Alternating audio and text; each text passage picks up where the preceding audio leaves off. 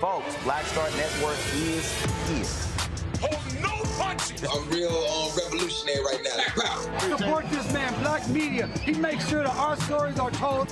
Thank you for being the voice of Black America, Roland. Stay black. I love y'all. All momentum we have now, we have to keep this going. The video looks phenomenal. See, there's a difference between Black Star Network and Black-owned media and something like CNN. You can't be Black-owned media and be scared. It's time to be smart. Bring your eyeballs home.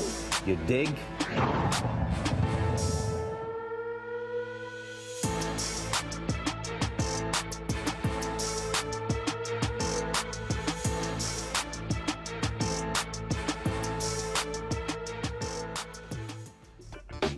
It is December 22nd, 2022. I'm attorney Robert Patillo, sitting in for Roland Martin, who is on vacation until January 3rd, 2023. Here's what's coming up on Roland Martin Unfiltered, streaming live on the Black Star Network.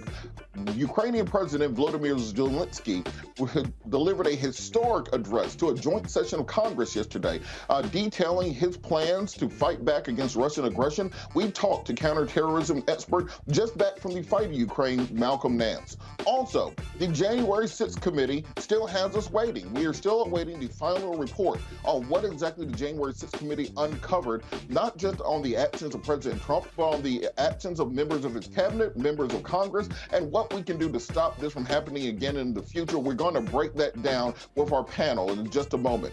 Also, yesterday we brought you the case out of Louisiana of a grain company that sought to build a grain distribution facility in a historically Black community.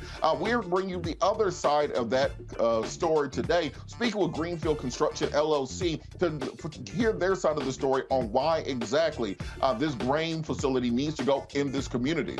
Also, Black conservatives have been growing in recent years.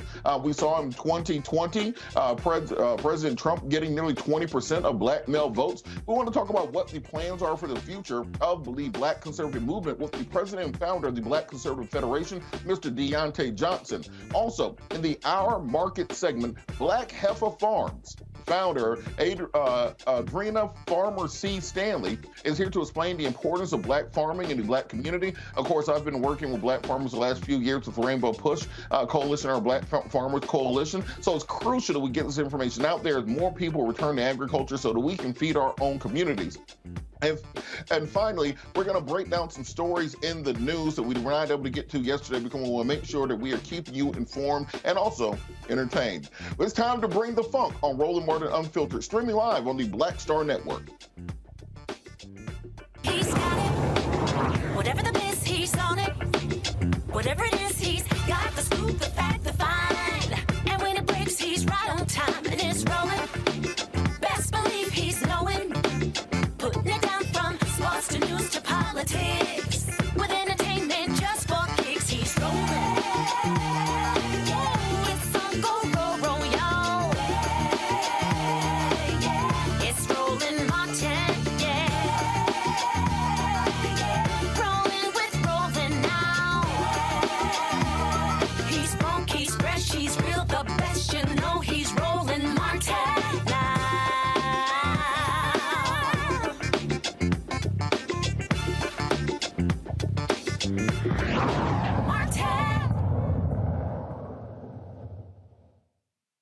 Now, of course, we've all been waiting over the past 18 months for the final report from the January 6th committee. Of course, we all saw what happened on at the January 6th insurrection, the attempted overthrow of the United States government by the losing party in the election, something we've never seen in America. Those of us who watched it live could not believe that this was happening in America and not in some other country. But since that period of time, we've seen many on the political right try to turn this into just a protest at the Capitol. Just some people who are walking around doing tours, trying to downplay this. And we've even seen Congress people like Marjorie Taylor Greene insist that in order for Kevin McCarthy to become Speaker of the House, that they provide, quote unquote, justice for the January 6th protesters, as they call them, saying that these people are being mistreated by law enforcement. We've even seen hashtags say her name for Ashley Babbitt, the insurrectionist who was killed at the Capitol trying to break through a door and who was heroically shot down before she could attack Congress people. But because of this, we need to find out why exactly have we not gotten this gotten this information yet? What is it going to take and what are we going to find out? I want to bring our panel in early to talk about this. We're joined by Erica Savage, founder of the Reframed Brain, also Riche Colbert, founder of the Black Women's View, and also Dr. Greg Carr, Department of Afro-American Studies at Howard University, to discuss this. So Dr. Carr, I want to start with you. Why do you think it's taking so long to get this report out from the January 6th committee, and what should we expect to come out when this information is released? Well, since we know the American public doesn't read, I don't expect that there'll be much of a needle, even with the 160-page preliminary report released, how many people have actually read it. There's the titillating stuff. I mean, something breaking today about Cassidy Hutchinson, the White House aide, who was attempted to be strong-armed by a lawyer for Trump, and so forth and so on. That'll be titillating. But I guess, the reason that it's taken so long is because, you've got to have some type of substantive momentum to get to the real issue, which is whether or not somebody's going to be prosecuted. So all eyes, as we've been saying now for the last couple of weeks, are going to turn to Jack Smith, the special counsel, who's been appointed to oversee investigations by the Department of Justice. We'll see who gets charged. We see that, finally, everything kind of focused around Trump. This preliminary report seems to indicate we didn't see Jenny Thomas brought up, for example. I don't know whether or not her, friend Liz Cheney may weighed in on that end, but it looks like it's focusing on Trump. So it could just be politics. Stop the guy from running in 24 if you can. Well, Erica, on that point, the January 6th committee was convened in order to find out exactly what happened. What were the security breakdowns that led to this taking place? We all saw video of Capitol police officers opening gates to allow the protesters in. We all saw that this was organized. We need to find out, well, who paid for all these people to come to the Capitol? We know hotels in the D.C. area are not exactly cheap, and to have these people come in from the rural areas of the country being bussed in, flown in. We thought the committee was going to get to the bottom of all that, but it seems to just be a question of getting Trump. Will the American people have any faith in the outcomes of this study, of this investigation, if it's only an indictment on Trump and not an explanation of the systemic failures that led to it? Yeah, good to see you again, Robert. Glad to you too. Be in your company once again. But I will say around this, I think that, to Dr. Carr's point, unless it's really kind of like tightly into a certain number of characters, it really doesn't capture the public. One of the things that I was really intrigued by, of course, as all of us have been following this, is really the way that the right will definitely take hold of hashtags, words that we've used to really speak our pain and to make people get eyeballs on campaigns that are specific to Black people. And so when I heard that Say Your Name like that was trending, I just received something from the African American Policy Institute specifically around celebrating the anniversary of Say Your Name. And then all of those mothers and family members alike who have been, forever hurt because they've lost their child, their daughter specifically, due to gun violence on that of police. So just wanted to kind of get that in to say that I think that the public already has an idea of what happened on January 6th. We saw it before our own eyes.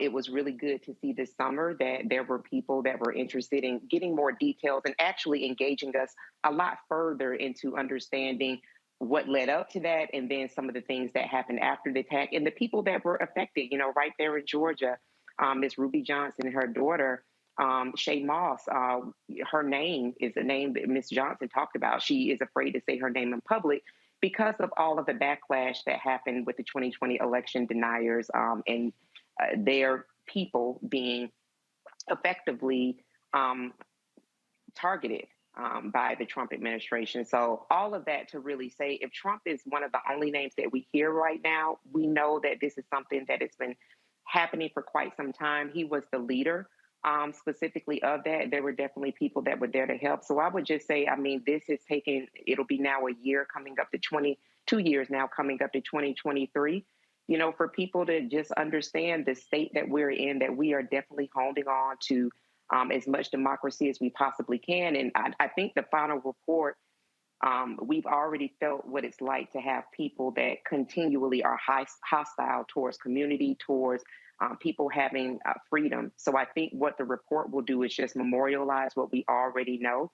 And really, I hope, help motivate people to get more involved and engaged on voting, especially with the visit that I know we'll talk about here shortly from President Zelensky of Ukraine. They're fighting for their own land in the middle of a war right now. And Reese, I wanted to kind of look at the other actors that we know were involved in January 6th that we really have heard no testimony about. Josh Hawley, the senator from Missouri, who spoke at the rally and was revving up the crowd, fist bumping them.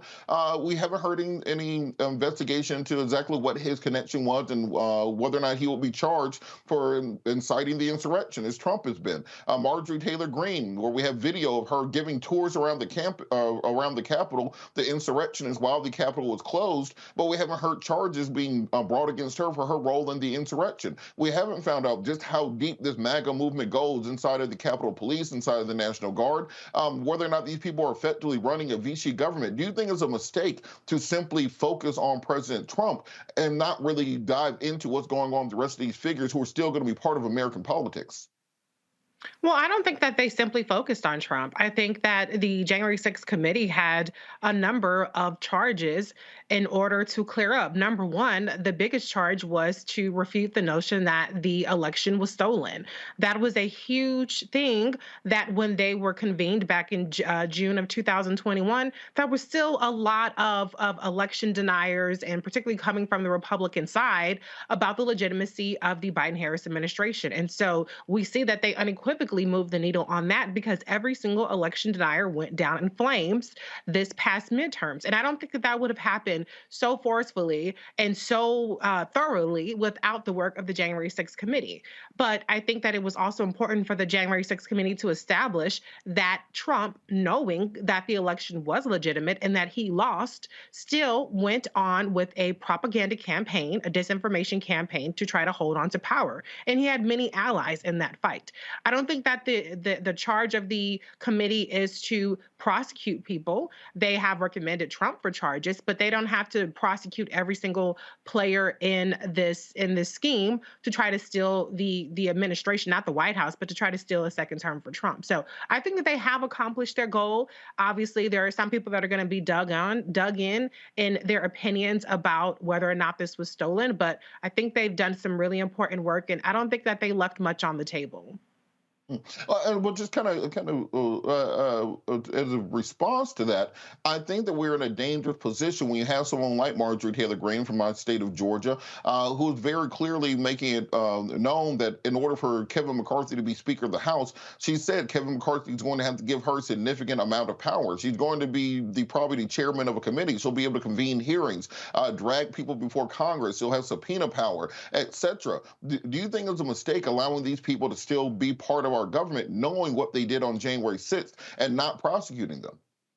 Hell yeah, it was a mistake, but guess what? She got reelected. So we still have what we call a democracy. And at the end of the day, she got reelected in red Georgia up against a very capable and credentialed opponent, Marcus Flowers. So, that's who the people chose. And at the end of the day, the Republicans are going to be a shit show circus with or without Marjorie Taylor Greene. They have a basket of deplorables in the House that are unserious about legislating. They already telegraphed that they're going to shut down the government. They're going to have these circus of hearings.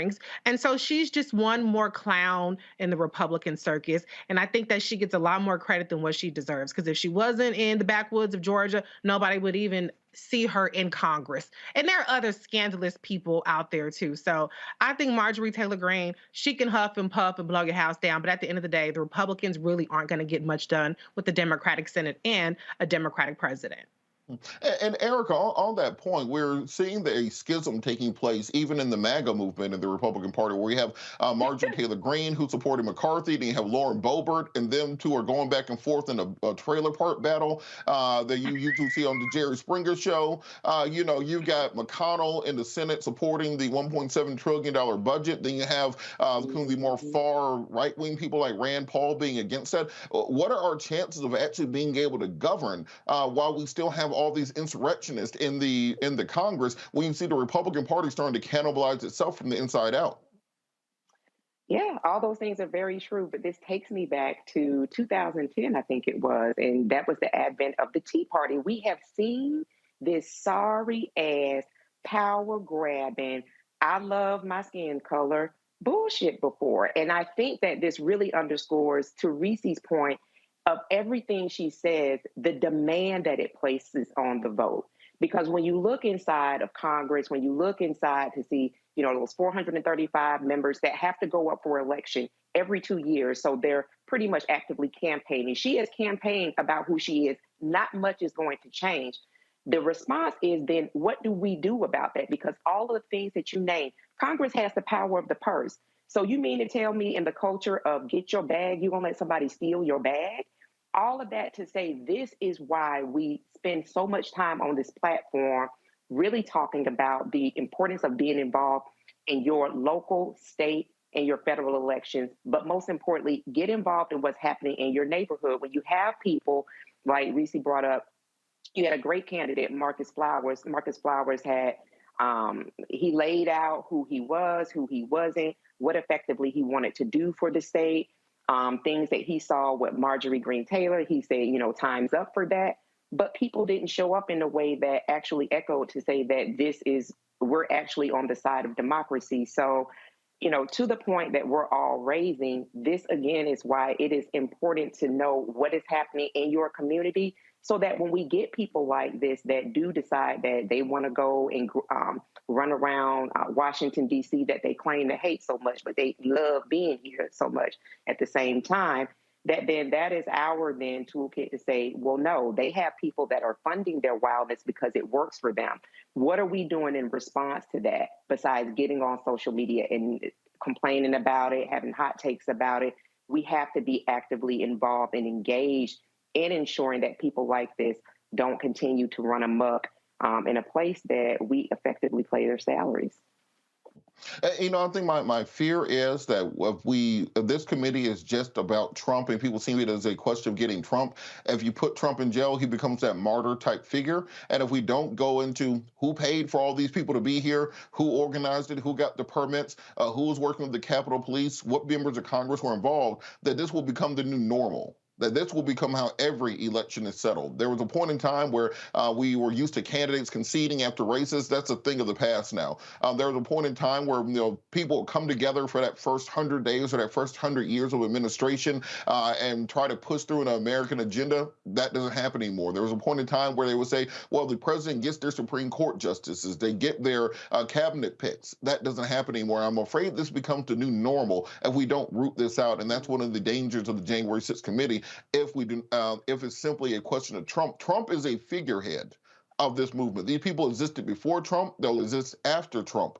So we have to ensure that we are detailing this, because even a candidate like Herschel Walker lost by 1.5 points. Dr. Oz lost by 2 points. Carrie Lake lost by 1.5 points in Arizona. So it's not that this is a landslide against them. There's still a big portion of the country that agrees with this way of thinking. We're going to go to a quick break. You're watching Roland Martin Unfiltered live, streaming live on the Black Star Network. We'll be right back.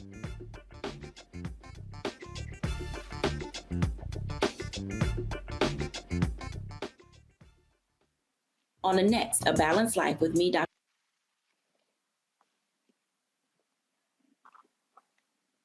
I am on screen, and I am representing what a black man is to the entire world that's going to see this. And this might be the only black man, a representation of a black man that they see. Right. So I am responsible. Right. For how they see black men. And it's my responsibility to, if I am not playing an upstanding, honorable, someone with a strong principle or moral core, to make sure that this character is so specific. Right. That it is him, not black men. And I wish that more actors would realize how important their position is as an actor of color, playing people of color on screen. Because there are people that see us all over the world in these different images that we portray. And not everyone knows black people to know. Yes. That's not all.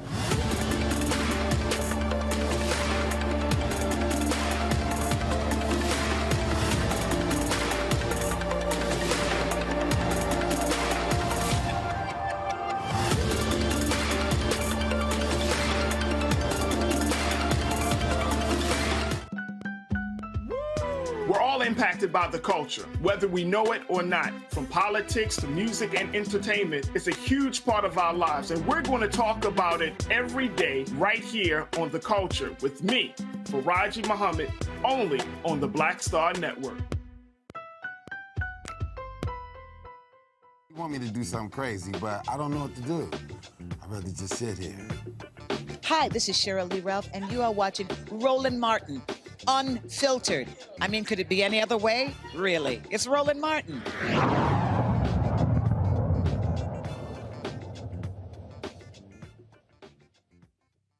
Yesterday, we brought you the story of a Louisiana community that was fighting back against a grain company that wanted to build a distribution center in their community. And of course, we want to be fair and balanced and get both sides of the story on this case. So we're joined now by Carl Connors, the strategic advisor to Greenfield LLC and managing member of the Carabiner, a change agency.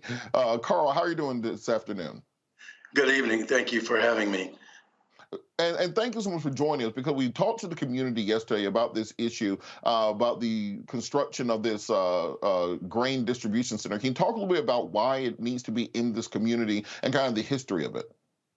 Yes, so thanks again for having me. And I'll start by saying that, Greenfield is a grain export facility.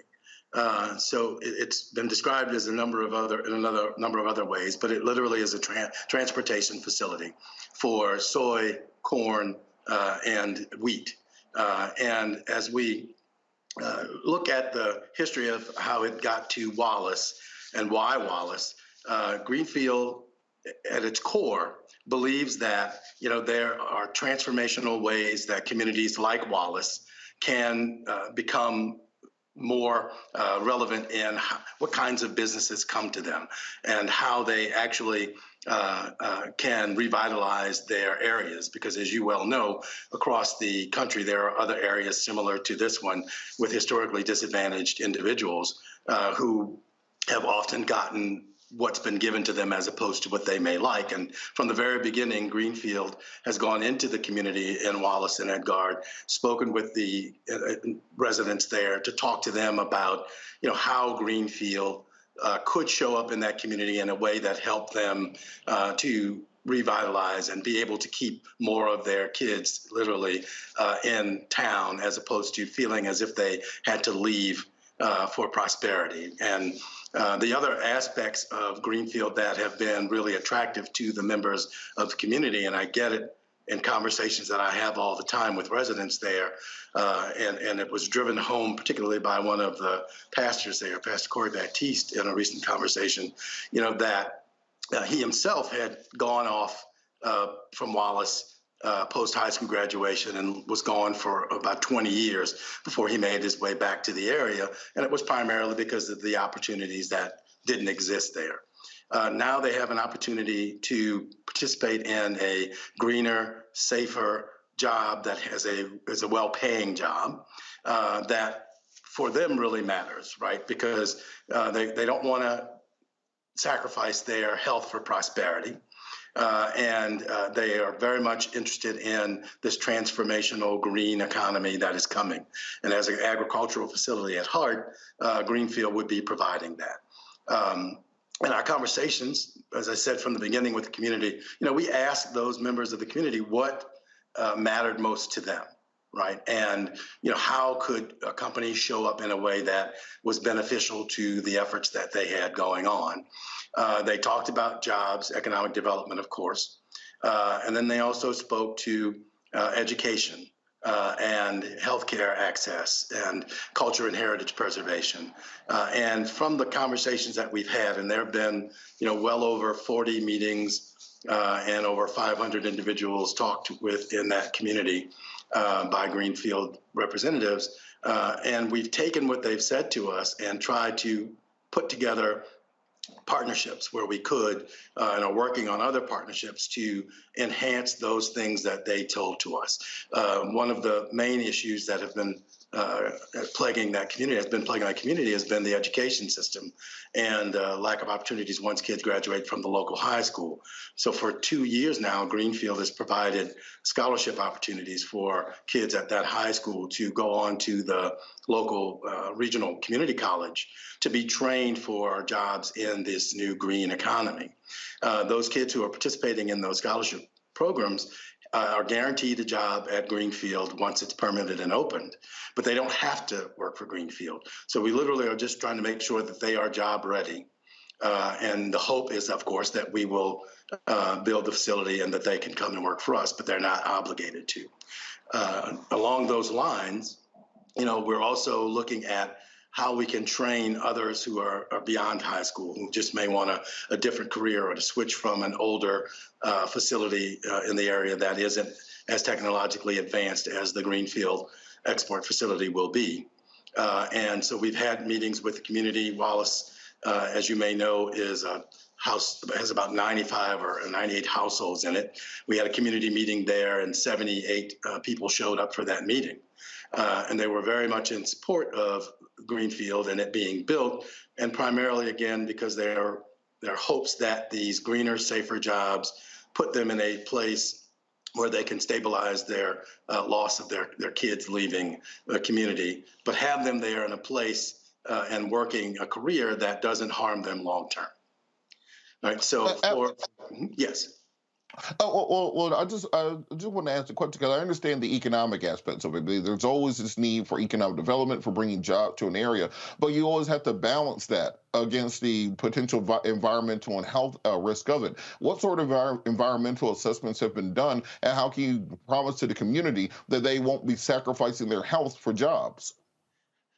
That's a very good question, and I appreciate you asking it. And, of course, with projects like this, you do studies, and we've used the EPA's environmental EJ screening process to do a robust analysis of the environmental or potential environmental impacts that projects like this could have on that community. And primarily, the air pollution, noise, sound, those types of aspects of a project matter to the people who live in that community.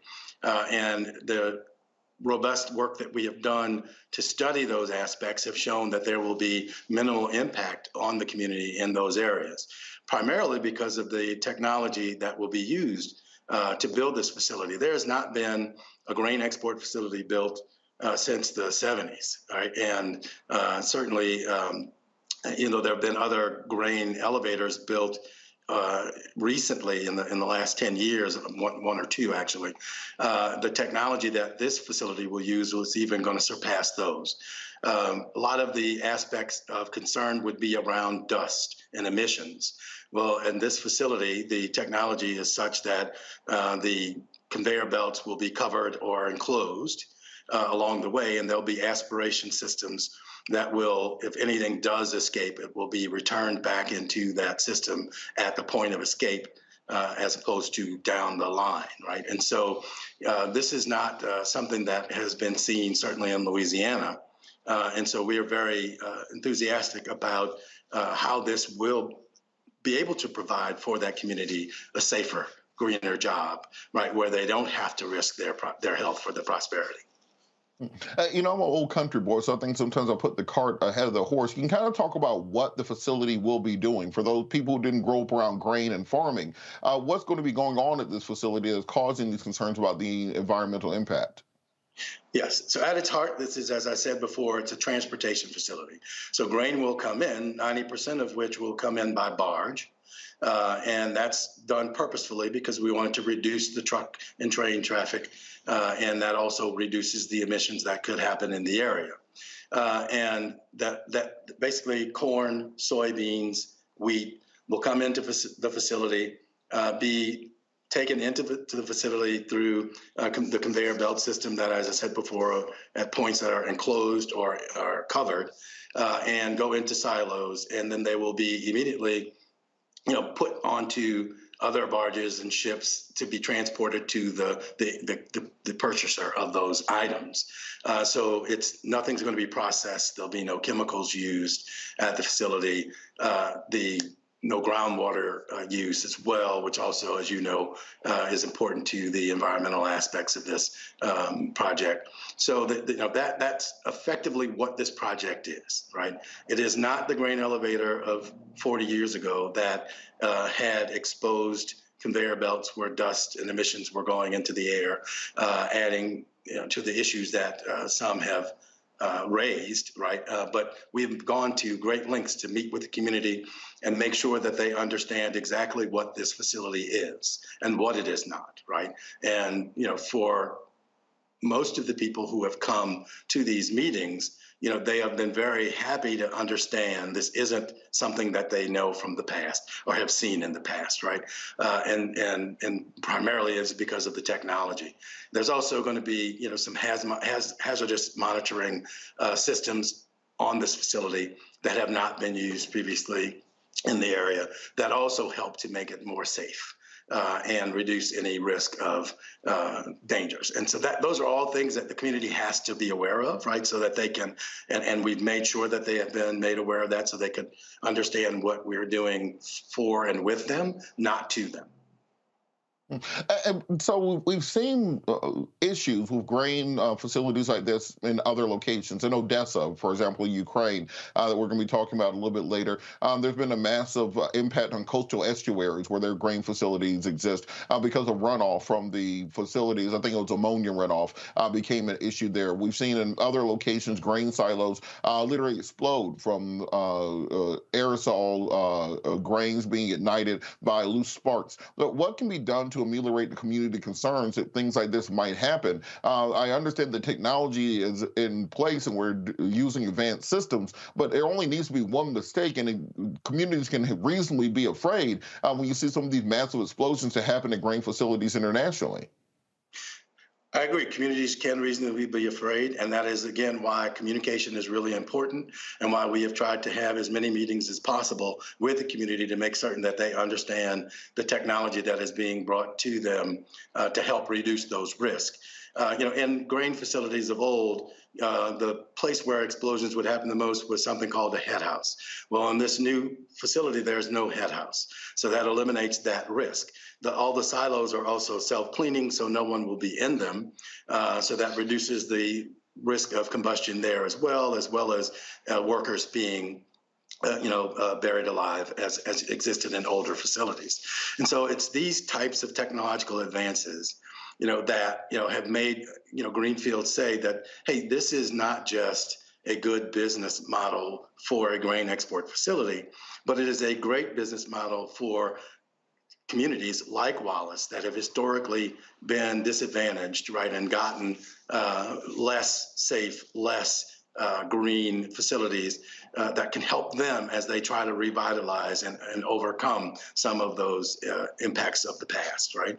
And so, it's really been encouraging to meet and talk with the people of the area, because as they get more understanding of what the facility is and what it is not, they have gotten a lot more encouraged about, this being a impetus for the revitalization of their area. And, it is certainly all reasonable to have those concerns. But with regard to the atmospheric exposure, by one example, currently there are sugarcane fields in the area. The property itself currently has sugarcane on it. The burning of those sugarcane fields, which has to happen between harvests, as you're aware, being a country boy, this facility will have fewer emissions than the burning of those cane fields.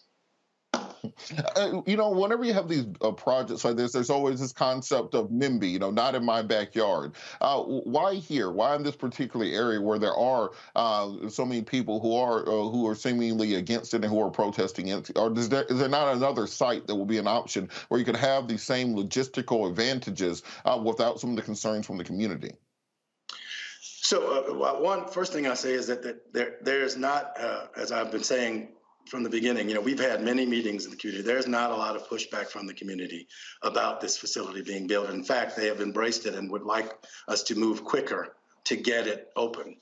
We have already started to offer sessions with the community to talk about how they can be trained, because we have a local first motto, and we really want to make that come to fruition by training the folks who live there to be ready to take these jobs, because they are so enthusiastic about what it can do to help change the way that their community operates currently and how it accepts the kinds of jobs that come to it.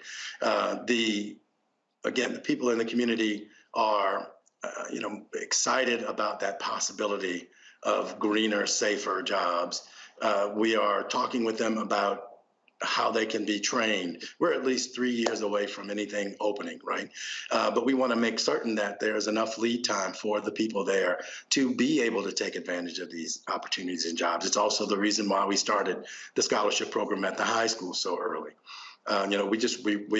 We are clear that there are communities that have been on the back end of these types of deals in the past, and not been able to benefit. And Greenfield's whole position is we want to look at all stakeholders, make sure that all the stakeholders who can benefit from this understand what those benefits are and try to maximize those benefits, both to that local community as well as, to farmers in general and disadvantaged farmers in general, right? And so this is a model that actually could be replicated in other areas of the country with similar areas to Wallace and Edgard. And we've had conversations with elected officials and farmers cooperatives and HBCUs around the country to talk about how this kind of green business can be used to help transform those areas in more positive ways. All right. Well, it sounds like there's a lot of information, a lot of public input that needs to happen. Where can the public go to find more information at? If they want to look up, scorecard, the environmental ratings, how can people become more informed before making a final decision on where they stand on this issue? So there's a website, www.greenfieldla.com. There's on that site, there's lots of information. There's testimonials from local residents who are waiting this project to come about. There's fact sheets there as well for people and links to other articles and the like that they can be better educated about what's coming. And again, it has been our experience and the more than 500 encounters we've had in the area that this is a well-received and well-awaited project. Not very much pushback has happened regarding it, based on what you're saying. Just want to make sure you understand that the majority of the people that we have encountered are in favor of this project wholeheartedly. All right, well, thank you for coming. And we always want to make sure we present both sides and let the audience decide. Thank you so much, Carl Connor, the Strategic Advisor for Greenfield. Thank you so much for coming. Thank you very much for having us. Have a good holiday season. You too. All right, moving forward. Yesterday, Ukrainian President Volodymyr Zelensky delivered what can only be described as a stirring address to a joint session of Congress. Many people are describing it as similar to Winston Churchill's address to Congress during World War II to ask the U.S. For support. One of the people that has been on the ground in Ukraine working on this,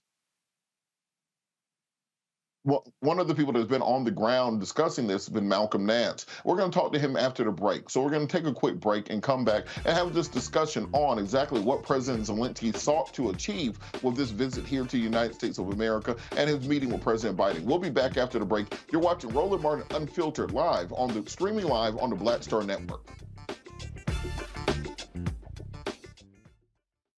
I love directing. It's a different kind of piece. I do believe that the 30 years I was acting was to prepare me for what I'm supposed to be doing and that what I really am good at. But when you were acting, were you even thinking about directing? Nope. So what the hell happened? If you had asked me 15 years ago, I probably would have said, no, I don't know.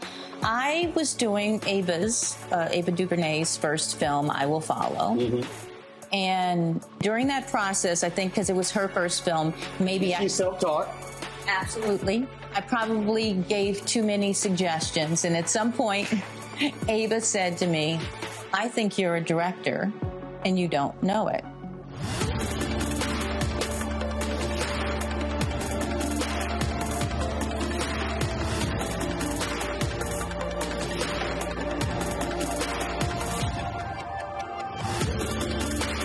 When you talk about blackness and what happens in black culture, we're about covering these things that matter to us, speaking to our issues and concerns. This is a genuine people-powered movement. There's a lot of stuff that we're not getting. You get it, and you spread the word. We wish to plead our own cause. Too long have others spoken for us. We cannot tell our own story if we can't pay for it. This is about covering us. Invest in black-owned media. Your dollars matter. We don't have to keep asking them to cover our stuff. So please support us in what we do, folks. We want to hit 2,000 people, $50 this month, raise $100,000. We're behind 100,000, so we want to hit that. Y'all money makes this possible. Checks and money orders go to P.O. Box 57196, Washington, D.C. 20037-0196. The Cash App is $RM Unfiltered. PayPal is R Martin Unfiltered. Venmo is RM Unfiltered. Zelle is Roland@RolandSMartin.com. On the next A Balanced Life with me, Dr. Jackie, it's time to tie up those loose ends, setting yourself up for balance, success, and even prosperity in the new year. Financial expert Pamela Sams joins our panel. She will give us a checklist of things that we need to do before the calendar turns. We develop our money mindset by the age of 6. And so we have our sometimes 6-year-old self still operating in the background of our money scripts. That's next on A Balanced Life on Black Star Network.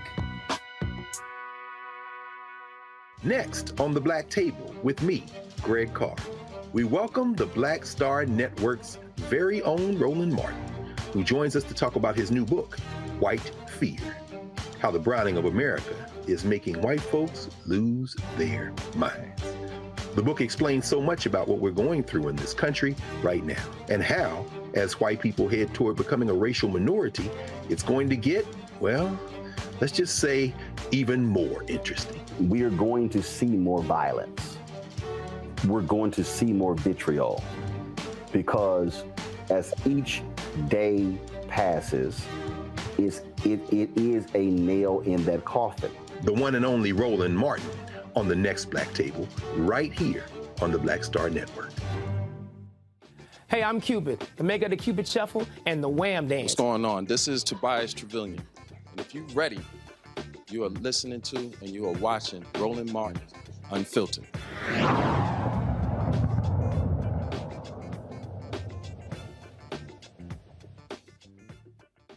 What we've seen in the last few years is a weird change in American politics that people do not see, which is that we've seen more and more African Americans, particularly African American men, voting Republican. It's not huge numbers yet, but we're seeing the shift take place. You know, there was a point in time where prior to 2016, Democrats would usually get around 93 to 95% of the black male vote. In more recent elections, it's been closer to 85 to 88% of the black male vote. President Trump, indeed, got over 20% of the black male vote in 2020. This comes down to many issues and many reasons behind it. And to discuss this, we're joined by the president of the Black Conservative Federation, Mr. Deontay Johnson. Deontay, how are you doing today?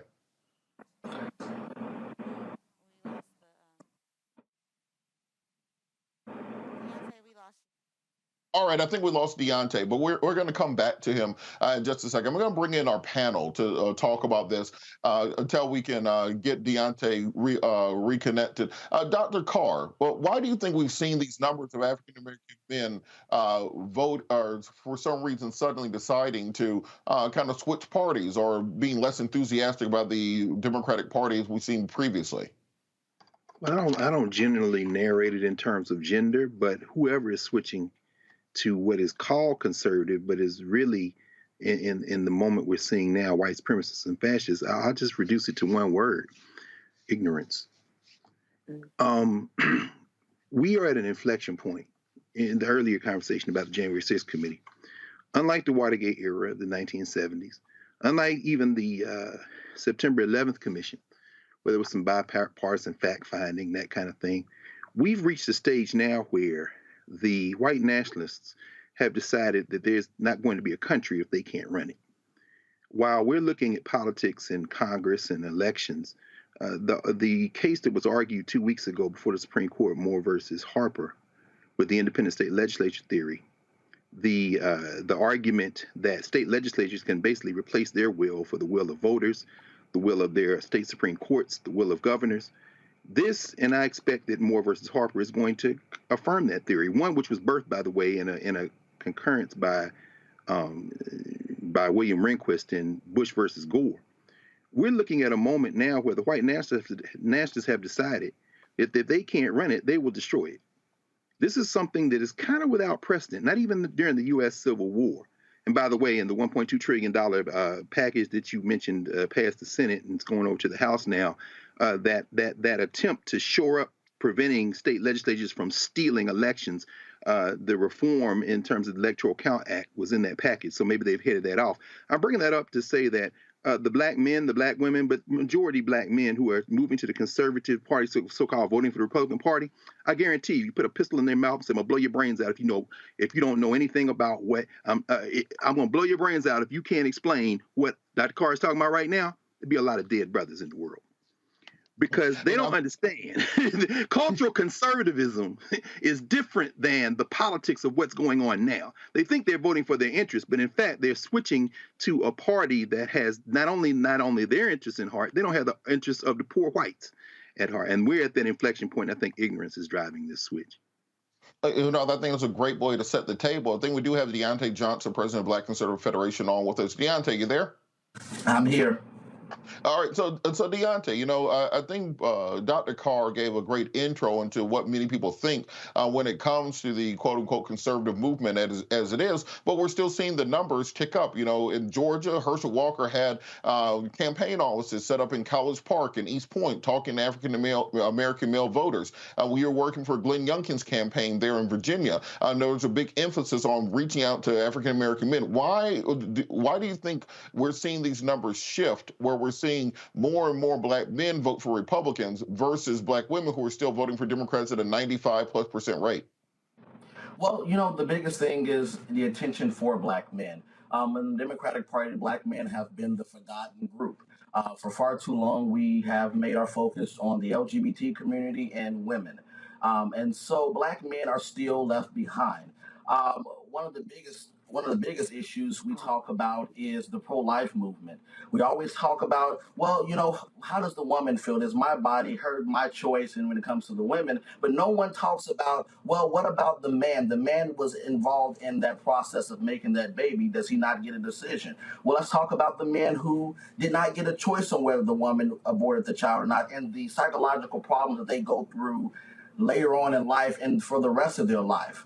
And so that's the biggest thing. The second thing is we need to make the man the head of the household again. We have taken the man out of the household and made women the head of the household. We need to empower men again. And men are seeing that, and they're saying, you know what, the Democratic Party is not for me.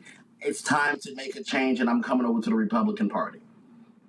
I find it interesting that one of the problems I think Republicans have nationally is they got away from running on policy and they got into this kind of running on just the culture war aspects of things. We saw a lot of talk about, internet memes that were replacement for policies. But when you were working with Glenn Youngkin on his campaign, you concentrated a lot on things like school choice, economic development in communities. Talk a little bit about how you can get back to talking about policy debates as opposed to simply this kind of cult of personality that much of the GOP has fallen into. Well, the Youngkin campaign, the first thing that we talked about was economy, and economy affects everyone. We talked about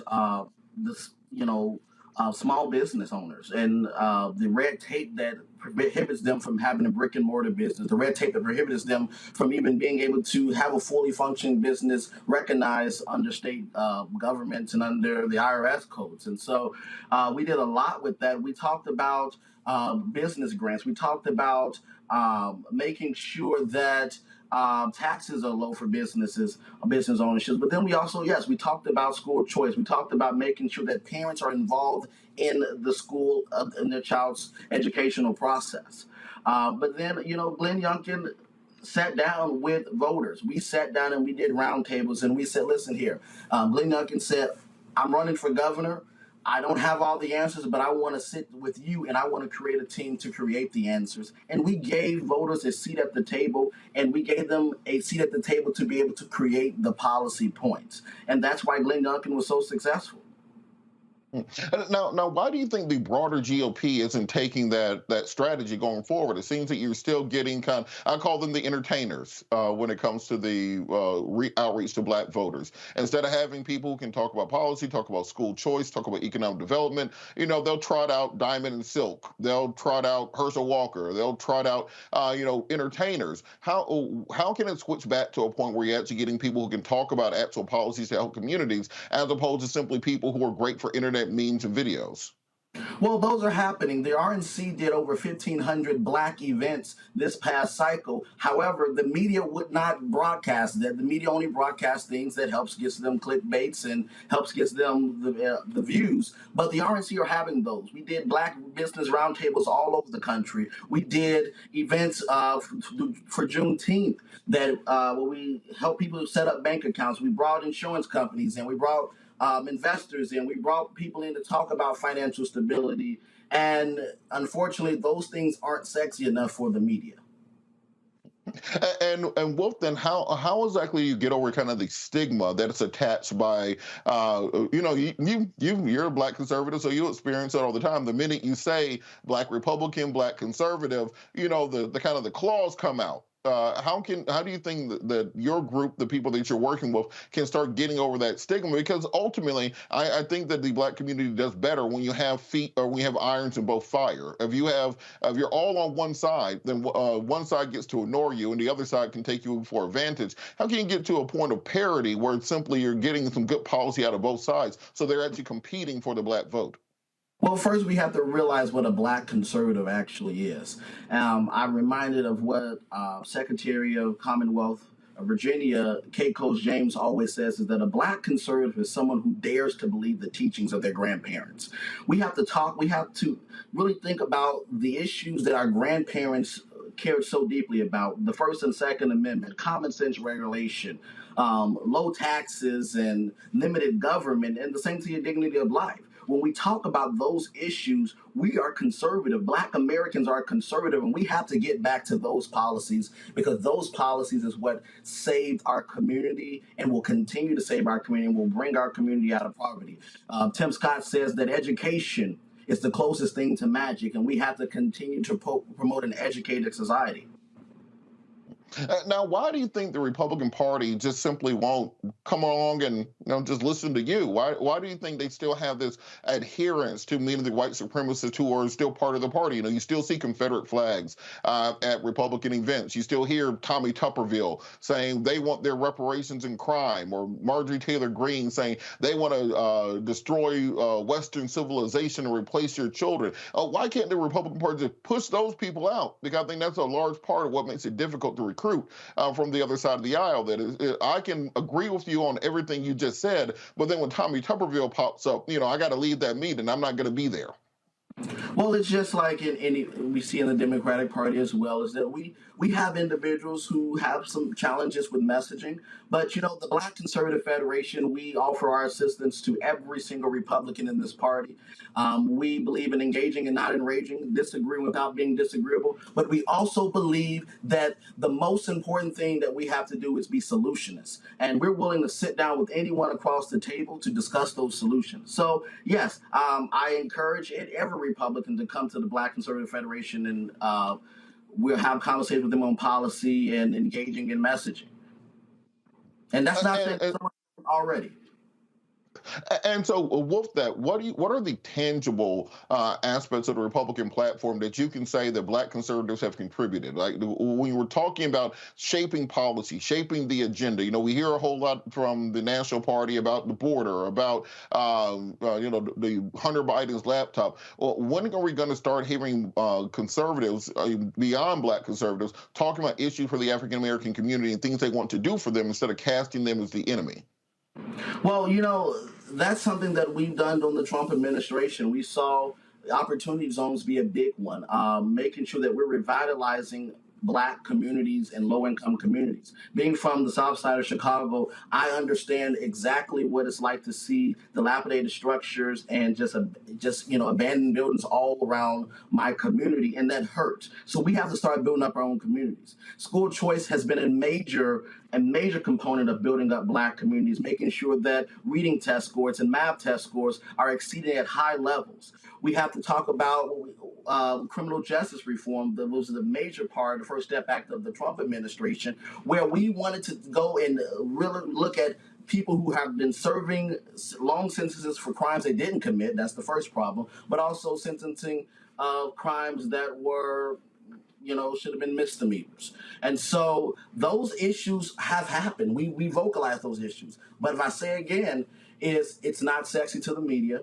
And so when we talk about those issues, the media doesn't want to grasp that. And Fox News is just as much to blame as much as CNN. It's just not something that sells. And so we have to be the messengers ourselves, and we have to get those policy points out there ourselves. And just kind of last thing before I go over to the panel, how do we get into a place where people on both the left side of the aisle and the right side of the aisle can start talking about things that we just want for the Black community, presenting that to both parties, and then going forward from there. Because I would love to hear the Republican plan on reparations, for example. I would love to hear the Republican plan on voting rights. I would love to hear us just simply having an agenda for the black community that both parties have to come to the table on, the same way the Jewish community does, the same way the LGBTQ community does, the same way the feminist community does. Why is there not just simply a unified black agenda instead of us kind of going at each other, where you have black conservatives talking about black liberals and then black liberals talking about black conservatives? We're just spinning our wheels and going nowhere. Well, we have to get back to, we have to unify, and I agree with you, is that that's where we should be. We should differ on policy, but at the end of the day, we should come together to discuss how we can uplift our community. And I believe that the black community should be both Democrat and Republican. You know, the black community is the only community in America that gives 90% of their vote to one party. And we need to make sure that we split that. And, you know, I have friends across the aisle. Robert, as you know, I consider you one of my friends across the aisle, that we discuss issues and we can have a civil discussion. We have to get America back there. However, you know, Congressman Byron Donalds started that by trying to become a member of the Congressional Black Caucus, and they told him no. And so we have to be, it's both sides. Both sides have to be willing to come together. And right now, the Democratic Party has not shown that they're willing to work with black Republicans in Congress. We have Congressman Byron Donalds and Congressman Burgess Owens, and we just added Congressman Wesley Hunt and Congressman John James. Let's see, with 4 black Republicans in Congress, will black Democrats embrace them and say, you know what, we know that we have differences in policy. We know that you're Republican and we're Democrat. Can we sit down and talk about how we can make sure that generational wealth is something that's discussed in our community? Can we sit down and talk about how we can make sure that our children are educated and that our low-income communities are not giving the bottom leftovers in the education system? Can we sit down and talk about the health disparity in America? Can we sit down and talk about these issues? And if we can do that, I guarantee you, I know Congressman Byron Donalds and Burgess Owens real well as Wesley Hunt and John James, and they'll be willing to discuss those. We just have to make sure that we have some participation on the left. I remember something similar with a good friend of mine, former Congresswoman Mia Love out of Utah, who, great person, wonderful to sit down with, but it was hard to get these bipartisan conversations going. Bringing the panel back in, Erica, what do you think has to happen for us to kind of create a black platform? Because if you see the Jewish platform, for example, President Obama goes out of office, he drops off $38 billion to Israel. President Trump comes into office, he drops off $40 billion to Israel. President Biden comes into office, he drops off $45 billion to Israel. They don't care who the party is in power. They have their agenda and it's executed. How can we do the same? I have to be honest with you, Ryder. I'm very disturbed with that entire conversation. Very disturbed. And I honestly don't have shit to offer right now, because to me, this is further proof that the disinformation campaign has been clicking like a well-oiled machine, and that train is not latest at all. Anybody champion a motherfucker Glenn Youngkin, anybody cheering any of those people that he just named, ain't got shit to say to him, because the ship has already sailed. But Erica, on that point, how do we make progress doing that? Because we just saw, and we talked about this yesterday, we had everybody down in Georgia, talk about how important the black vote was to them to maintain the Senate. Then they get to Washington, they pass a $1.7 trillion bill without anything in there for black people. So how is that going to push our agenda forward if we're not willing to have a conversation across the aisle? To say, so there's so much in that, because to say, I'm going back to the LGBTQ women not being a focus. There's so many places in this conversation to then jump over to say what happened with the fool known as Herschel Walker walking around in East Point talking to anybody about what? What the fuck was he talking about? What was he talking about? What message, what clear message did Herschel Walker communicate to anybody? So then to say that I'm a part of the 95%, right? Because as a person, I'm going to continue to fight for democracy, because I have been given much as a person. I would dare not do what I needed to do in order to make sure that I have done the work for other people that are around me. So that's first and foremost. So for me, really to respond properly, we would have to go through so much of this conversation that is, for me, 100% ignorant. But to really discount people, who carry children in their wombs. Me and Reese have done just that.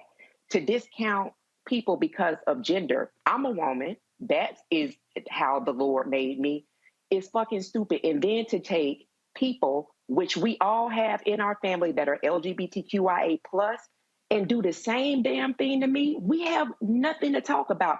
Whatever talking points that have been successfully imprinted by the Republican Party, keep that. Get Reese's book about radical Republicans, read that. But honestly, I absolutely have nothing further to say because so much of what he said in his conversation with you was disrespectful as fuck.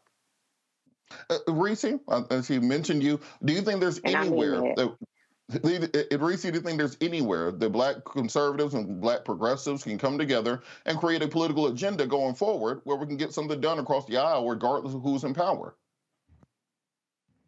First of all, I have to start by saying, period, sis. Thank you for setting it off. Because at the end of the day, I was like aghast at some of the disrespectful comments that were made, disrespectful, chauvinistic, misogynistic, and ahistorical, talking about daring to believe their ancestors. Our ancestors believed in limited government when we were trying to get the Civil Rights Act passed, when we were trying to get desegregation. That was limited government?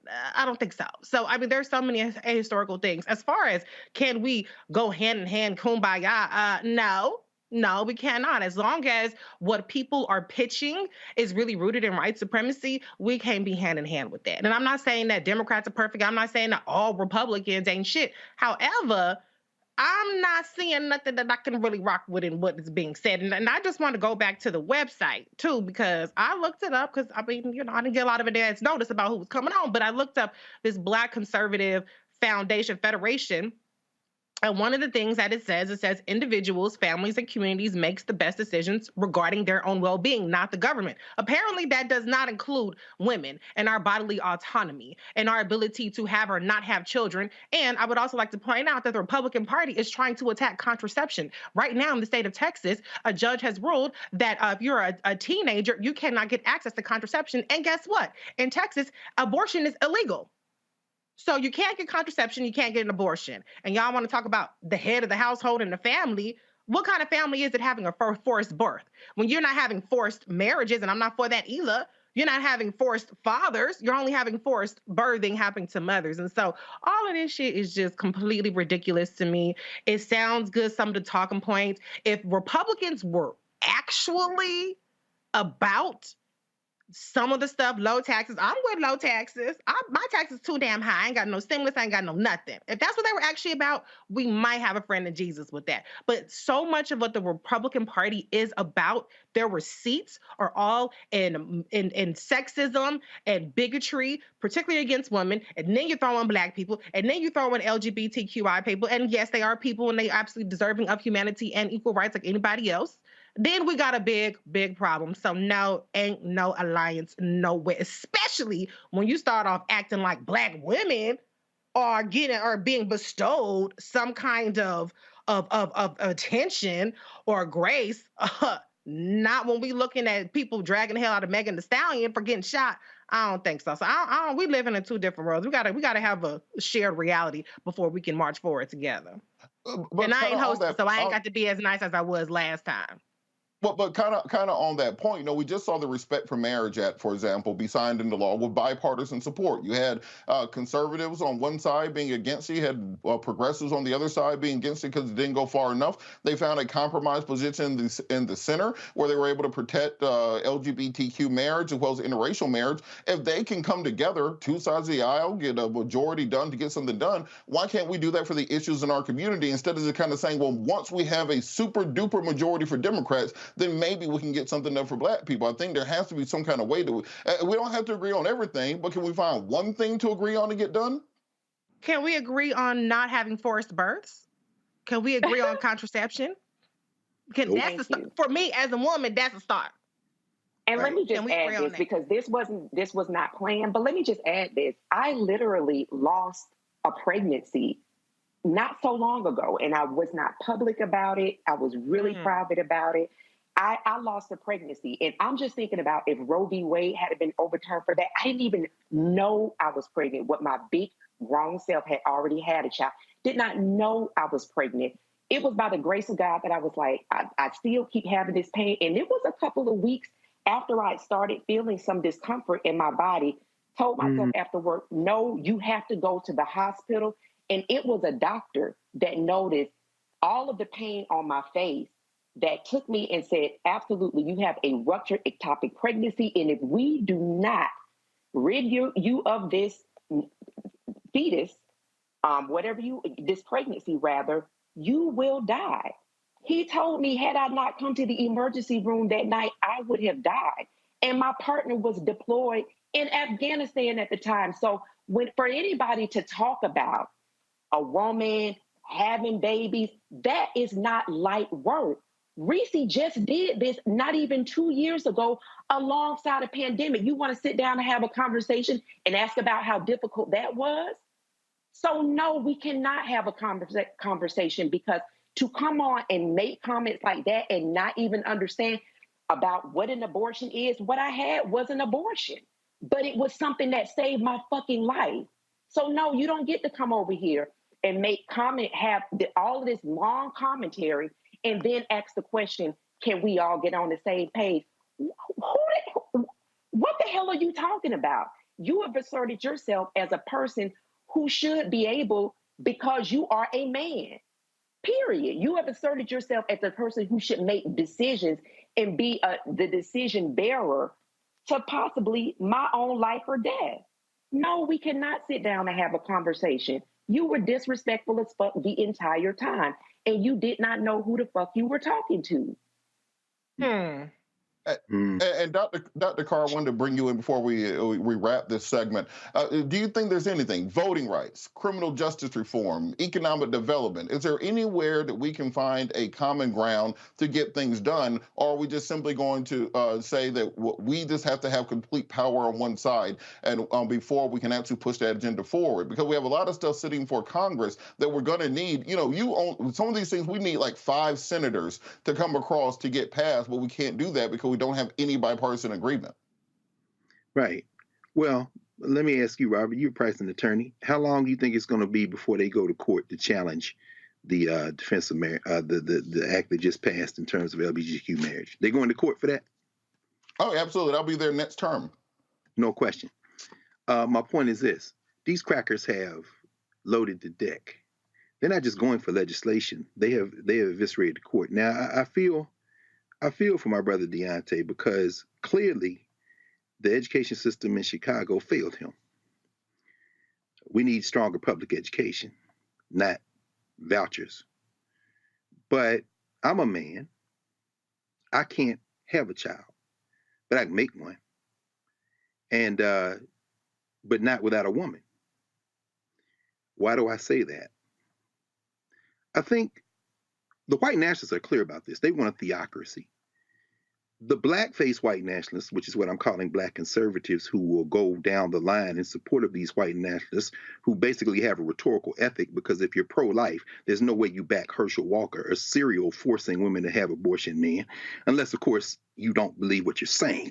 And I hope, is Deontay still here? I ask him, did he support Herschel Walker? I think he had to hop off. Oh, that's too bad, because the white Christian nationalist Marjorie Taylor Greene did, and last I checked, Herschel Walker was paying for people terminating pregnancies like he was playing lottery tickets.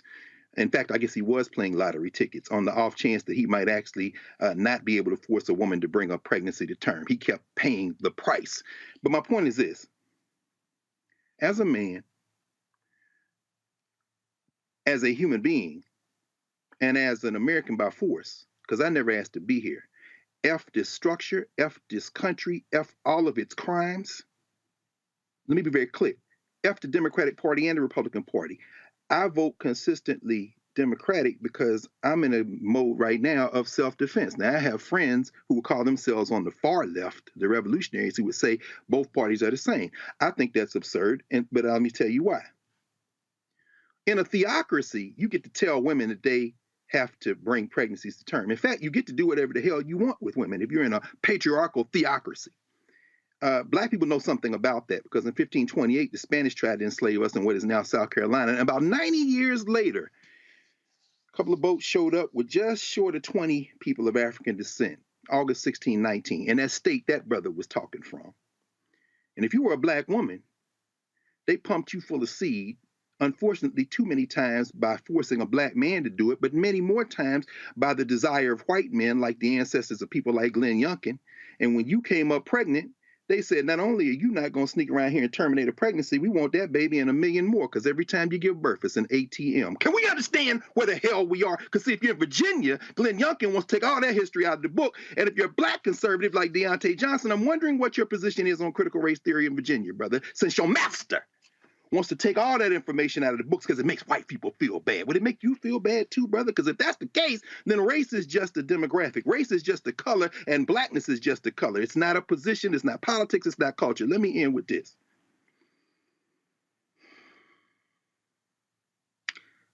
I would feel sorry for that brother if that ignorance wasn't deadly. That ignorance is deadly. We're not talking about, Robert, a black agenda. You tried to give that brother an out. There was a time when we talked about black agendas. But if you're going to bring up K. James, let me be very clear. Your grandfather and your grandmother's Republican Party is not the Republican Party of today. Your grandfather's Republican Party that you trying to weigh on, what you call the Republican Party of your grandparents, that will be the Democratic Party of the Dixiecrats. They have migrated to the Republican Party now. And so if you're going to support the Republican Party, then you're supporting open white supremacy, and they're saying it with their full throats.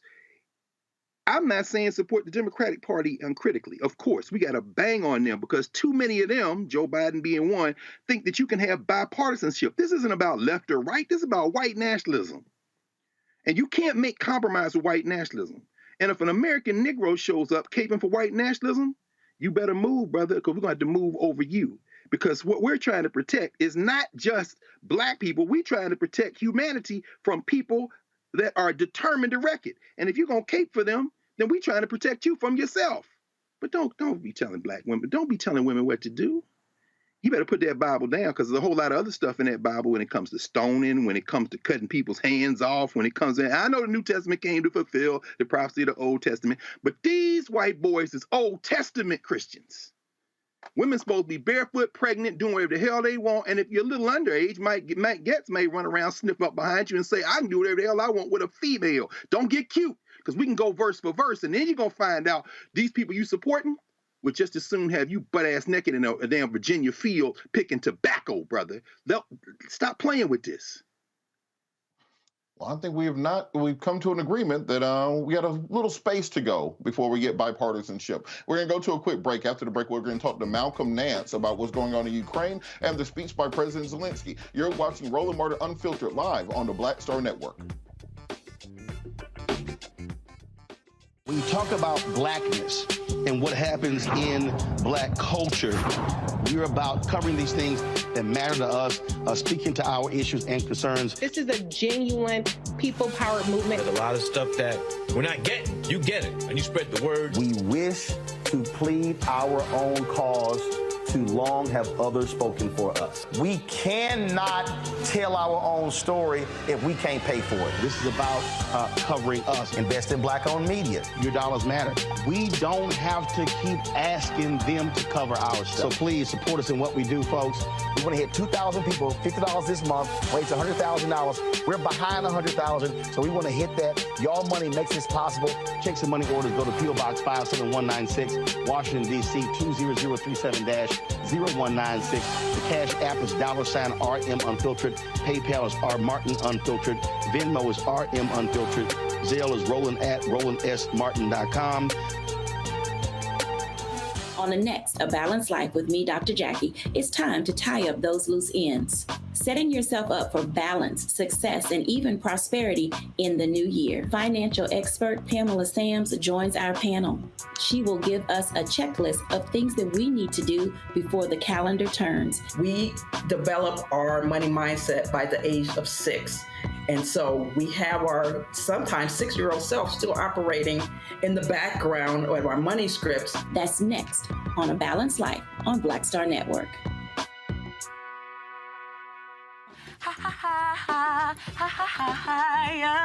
Hey, I'm Antonique Smith. What up, Lana Well, and you are watching Roland Martin Unfiltered.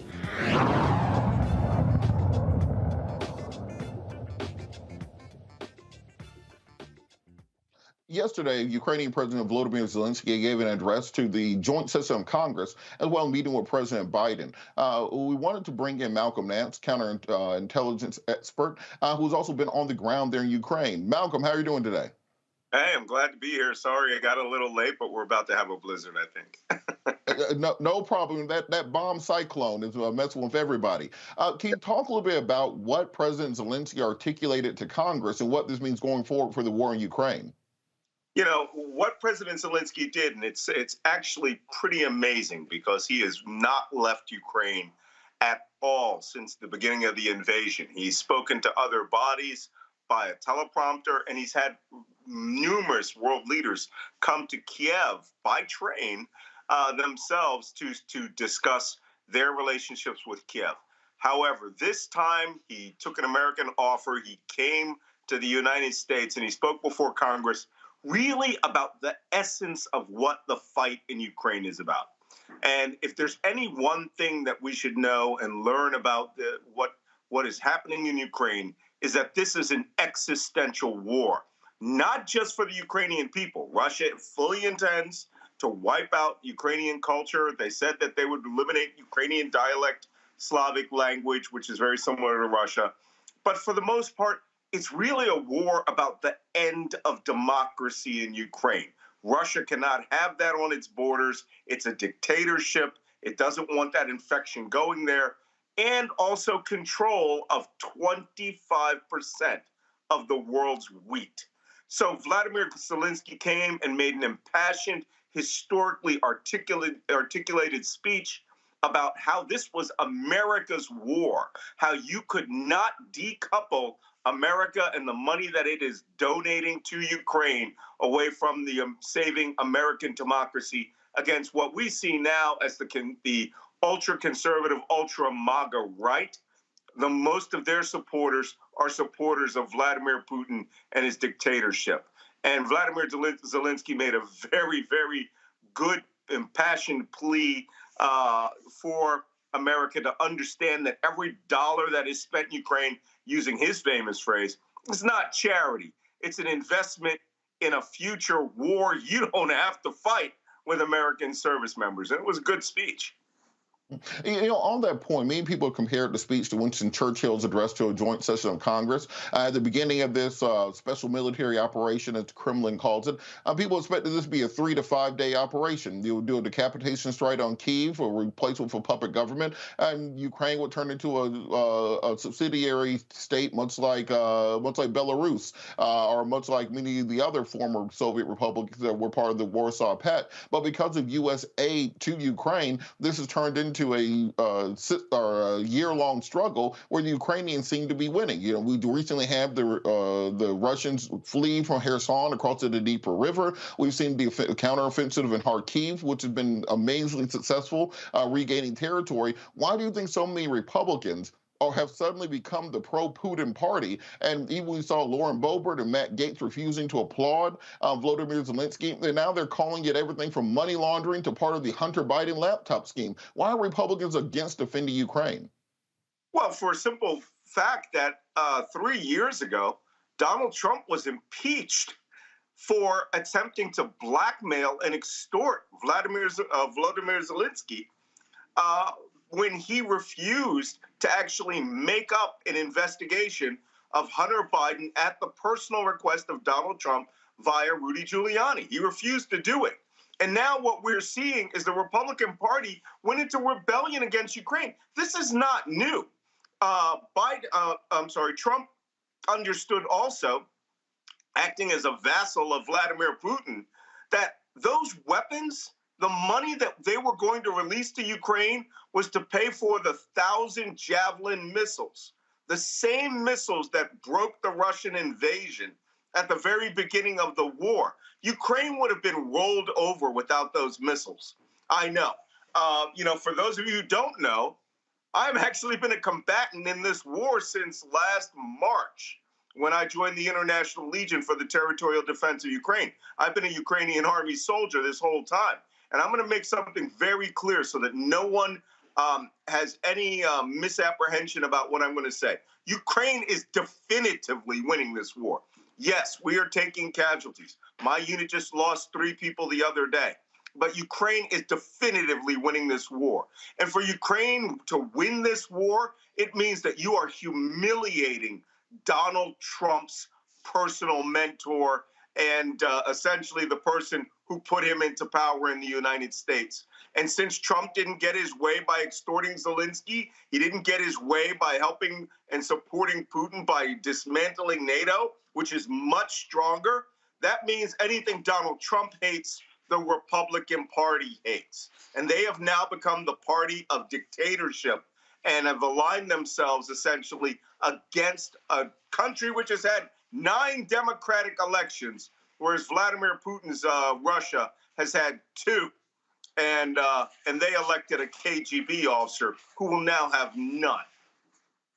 We're seeing continued shelling in Bakhmut, where also the nuclear plant of Zaporizhia has continued to be under attack. It's very much the weapons sent by the American people that are maintaining the ability of the Ukrainians to fight. If it was not for, as you said, the Javelin missiles, which have destroyed many of the T-72, T-60, T-90 tanks that the Russians really used as the head of the spear, the Stinger missiles that have taken out many of the Hind helicopters. Now we have Patriot missile batteries, which are being deployed to Ukraine. President Biden promised another, I think, $1.8 billion. But you have many people, even in the African-American community, questioning the amount of monetary aid going to Ukraine. Why is so much money needed for the defense of Ukraine? And how can it be justified given the needs of the American people here? And when we tend to argue about dollars and cents down to the nickel in American budgeting, but many people seem to think that Ukraine simply has an unlimited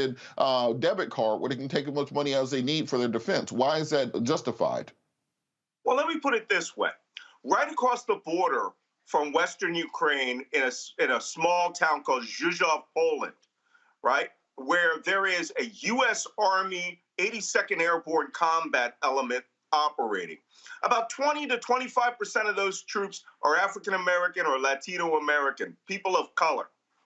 If Ukraine had fallen, those soldiers would have been in combat with Russia. So we have to make some strategic decisions here. Ukraine asked for only one thing from us. As a democracy which was defending itself against the totalitarian dictator who launched the largest war in Europe since Adolf Hitler invaded the Sudetenland in 1939, they asked us for weapons.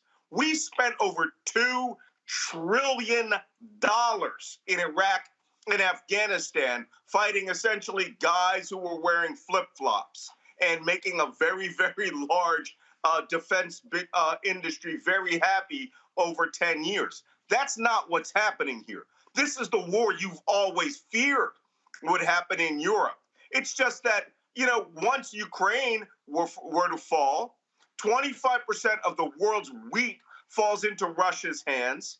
A dictator has shows that direct force actually works. What you would have seen was a cascading series of political bodies around the world move away from our style of democracy towards Vladimir Putin's autocracy. This is a war on what ideology will dominate the world. One where people are led by those who are voted in by the consent of the governed, or one where a dictator just gets to walk in anywhere he wants and take what he wants. Look, Donald Trump was essentially a mini Vladimir Putin.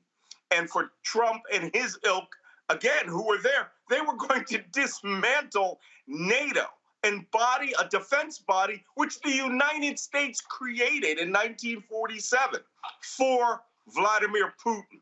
So the war that is being fought in Ukraine right now, every dollar you're spending is not $50 or $100 or $1,000 you would have to spend to defend Poland, or Estonia or Latvia or Lithuania or Finland as part of a NATO alliance. Right now, the weapon systems that we're selling Ukraine, it's not just the United States. 32 nations, all of Europe, the European Union, are all sending weapons to Ukraine. Another thing that we're doing here is we're learning just how intense combat would be fighting against a nation state, a near-peer adversary such as Russia. Trust me, I have been bombarded by Russian rockets, Russian artillery. My command post took a direct hit by a weapon system that fired 40 kilometers across the Russian border. This is a war we don't want to fight, all right? We'd win it. Our weapon systems are definitive. The Russians have no army to speak of. They're actually a horde of literally orcs, people who came to Ukraine to steal what they could and are dying in droves. These are bodies. The Ukrainians themselves are taking losses, over 13,000 dead.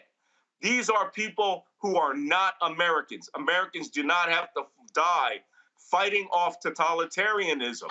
Now, we spent a lot of money in a lot of places in this world, but I think this is one of the best investments in American history. We cannot afford to allow democracies to be rolled over by dictatorships, or it's going to happen to us anywhere, and you're going to see U.S. forces in combat everywhere. Can you talk a little bit about the kind of dominoes that fall if Ukraine was to fall to Russia? Because if you did, as Monica Crowley on Fox News suggested, is cut off all aid to Ukraine tomorrow, as some Republicans have been saying, Matt Gaetz and Boebert and others, you'll be looking at, one, Russia will be able to finally close that gap between Kherson and Odessa, cutting off that port, which is the last remaining port that is able to deliver goods into the Black Sea. They'll be able to connect the corridor from the Donbass all the way to Transnistria and Moldova. You'll see a situation where Belarus will be newly encouraged to maybe invade from the north. What are the dominoes that would happen if we stop supporting Ukraine? Well, I mean, it's not so much dominoes. Right now, because of where Ukraine is, it would just be a matter of attrition. Maybe 2-3 years before Russia would finally wear down the Ukrainians to where their combat capability would be so degraded without the support of the United States and the rest of NATO that they would start losing vast pieces of terrain. Of course, Russia would be losing 200, 300, 400,000 dead. I'm saying, trust me, I was a combatant there. Those guys are nothing but cannon fodder. Very few of them are actually skilled troops. But when you're putting 1,000 to 1 out or 1,000 to 2 out, it's a little hard to maintain your ground. Listen, when the Republican Party says they should cut off aid, they are just being the traitors that they have identified themselves to all the values that of the founding fathers that they claim to honor. We are a democracy, a republic, which is a democracy in which the rights of the minority are protected. That is not what they are for. Donald Trump, and I wrote this in one of my, my better read books, The Plot to Destroy Democracy. Donald Trump is a member of what we call the axis of autocrats. He believes that Vladimir Putin's solitary-style dictatorship, that President Xi of China, he congratulated him on the day that he received the ability to rule forever without elections. This is a man who was literally said he was in love with a North Korean dictator. For African Americans, if you think you would have it bad now, or you had it bad over the last 6 years, because let me tell you, we're in the best economy since Bill Clinton and Barack Obama's economy. If you think it was bad under Trump, imagine everything bad that happened to you being law. This is the party that you're up against now. They want to overturn all of America's alliances since World War II. That would literally betray the very reason that we landed at Normandy, would be to install a totalitarian dictatorship and run a nation based on white supremacy. So for anyone who says, hey, we didn't get our school funding here in the United States, you're right, you didn't. Because it has nothing to do with the defense budget. It has to do with they want to dismantle the Department of Education. They will dismantle everything that the African-American community has ever worked towards since the civil rights era. In fact, they had their way, they'd roll back the civil rights era. So every dollar spent defending Ukraine as the eastern wall of democracy saves us from having to fight in Estonia, Latvia, Lithuania, Poland, and Finland, the countries which all have a border with now apparently an out-of-control Russia. Good investment. We keep seeing all week after week, Europe seems to be hedging closer to autocracy.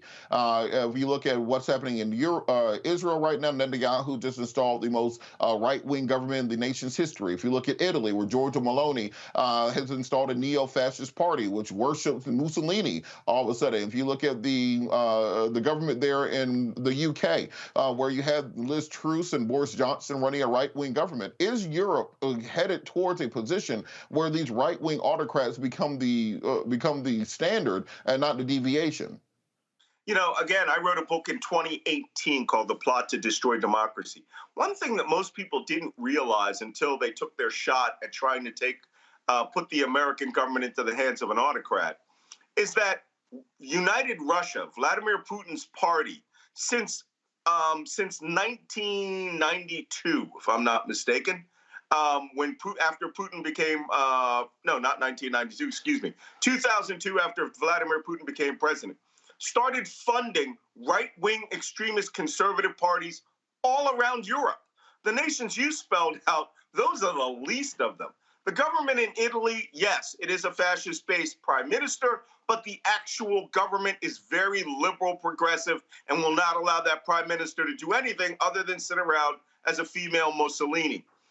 The government in Israel, well, we all know that there's not much we can say about that. But, Israel really started becoming extremely radical after the Jewish diaspora from Russia started moving there and created some of the most extremist political bodies there. And you see how they treat people.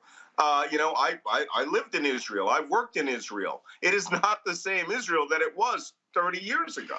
Completely different country, very heavy Russian influence, to the point where they won't help Ukraine. In Great Britain, their Brexit referendum was heavily influenced by Russia and Cambridge Analytica at the same times that these same activities were going on, trying to pump up Donald Trump in the United States and, essentially hack the mindset of the American public through social media engineering. But those are some of the least governments in there. The government of Austria in 2017, which was a party that was founded by two Nazi SS officers in 1952, won the presidency with the help of United Russia, who immediately opened ties with them. The government of Hungary, Viktor Orban, is more aligned with Vladimir Putin almost than he is with NATO. There are many, many other governments, but this is part of Vladimir Putin's long-term strategic plan to flip Western democracies into autocracies. And fortunately, this has been seen, and the United States, for the most part, is holding on by fingernails to the democracy that it was founded to be, and we are pushing back against that autocracy. But the Republican Party, wholly owned subsidiary of an ex-KGB officer. So how does this war end? I don't think anybody thinks that the Ukrainian army can do a river crossing and push the Russians out of Crimea down to Sevastopol. I don't think that the U.S. is going to supply them with the types of offensive weapons. Zelensky has asked for Abrams tanks and for Leopards from Germany, from Challenger tanks from Great Britain. Is there a diplomatic solution? Is there an agreement that can be considered? Because the Russians are saying they're not going to give back the Donbass, they're not going to give back Luhansk, and they're not going to give back Crimea. And Zelensky has said that he wants all those territories back and to redraw the lines to 2014. How exactly does this end, or is it just a continuous decade of war like we saw in Chechnya in the 90s? Let me explain something very clearly, all right? I am a Ukrainian Army soldier. I was part of the 3rd Battalion International Legion Special Forces. I took part in the offensive operation in Kharkiv province that took back the entirety of the northeast of Ukraine. I was in the first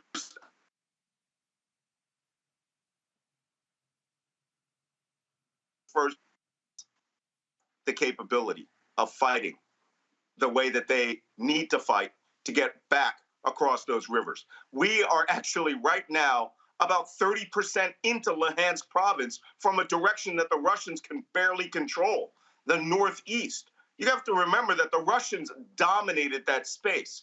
They are in a position now that within the next year, they will lose Luhansk, possibly Donetsk, all of Kherson province, and most likely Zaporizhzhia. It's quite possible we could be back in Mariupol in a year on the banks of Crimea.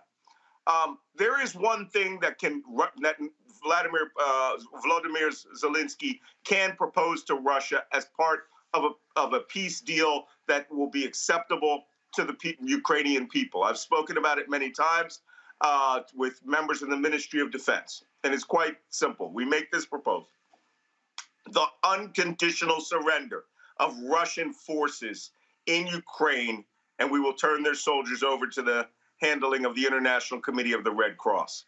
Because only two outcomes are going to happen in this war. Russia's army is going to be broken, and they are breaking now. They are barely holding on. Their mobilized forces are going out there wearing World War II and Soviet-era helmets, rifles from the 1950s. We have the equipment, not just the stuff that we have from the United States. It is as simple as this. We have the heart to bring this war to a horrible, terrible conclusion if the Russians want it. But for now, they have an option. They can turn around and walk home, back to the Russian border, or they can be destroyed. And I think Zelensky is speaking from a position of strength because he sees the writing on the wall, and so does everyone else, which is why we're giving them the weapon systems they need. The tanks that he wants, the Challenger, the Leopard, the Abrams, those tanks, those advanced weapon systems will come to Ukraine, but more than likely once a ceasefire or once Russian forces have been pushed out of their borders.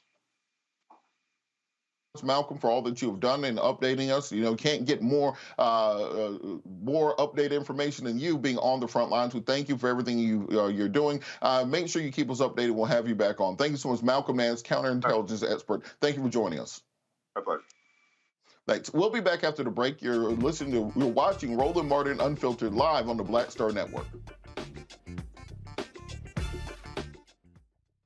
Hatred on the streets, a horrific scene, a white nationalist rally that descended into deadly violence.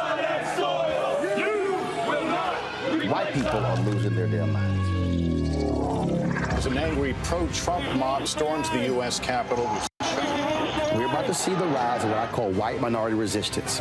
We have seen white folks in this country who simply cannot tolerate black folks voting. I think what we're seeing is the inevitable result of violent denial. This is part of American history. Every time that people of color have made progress, whether real or symbolic, there has been what Carol Anderson at Emory University calls white rage as a backlash. This is the rise of the Proud Boys and the Boogaloo Boys. America, there's going to be more of this. Here's all the Proud Boys, guys. This country is getting increasingly racist in its behaviors and its attitudes because of the fear of white people. The fear that they're taking our jobs, they're taking our resources, they're taking our women. This is white fear.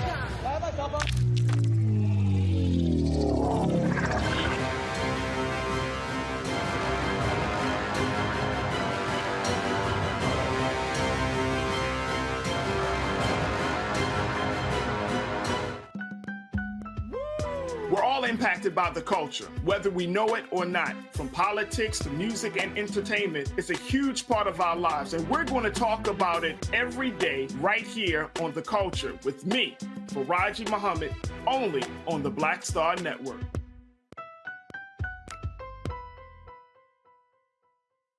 Hi, I'm Israel Houghton with Israel, a New Breed. What's up, what's up? I'm Dr. Ricky Dillard, the choir master. Hey, yo, peace, world. What's going on? It's the Love King of R&B, Raheem Devon, and you're watching Roland Martin, Unfiltered.